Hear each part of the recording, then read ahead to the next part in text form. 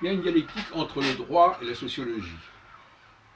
On peut être immigré tout en ayant des papiers français en règle. Pour beaucoup de gens, l'immigré, c'est celui qui n'est pas en règle juridiquement. C'est une plaisanterie. On peut être immigré, on peut même être né en France, avoir des papiers français, et il n'empêche qu'on sera quand même marqué par l'immigration. Donc ça, c'est déjà un biais tordu, n'est-ce pas? Du genre, par exemple, un Algérien qui dira ah ben moi je suis né en France, donc je suis français, donc j'ai pas de problème d'intégration. Sous-entendu, d'immigration. Mais si, il a des problèmes d'immigration, par définition. Donc ça, c'est un jeu qu'on joue, tout comme les femmes qui disent oui, ben, juridiquement ceci, juridiquement cela, comme si ça permettait de tout expliquer ou de tout régler. Alors, la France a une histoire impériale, a une culture impériale, qui a donné ce qu'on appelle la francophonie notamment. Et donc on a des populations qui, tout en étant francophones, qui, tout en étant éventuellement juridiquement françaises, sont immigrées. Par exemple, un Martiniquais qui vient à Paris, c'est un immigré, même s'il est de nationalité française.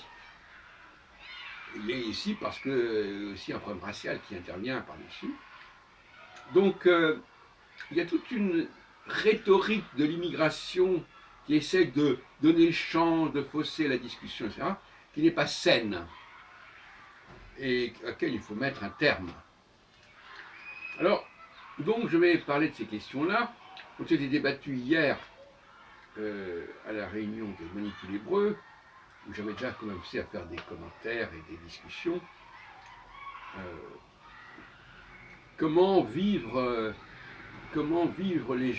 les Juifs en France et comment est-ce qu'ils doivent aller en Israël, etc.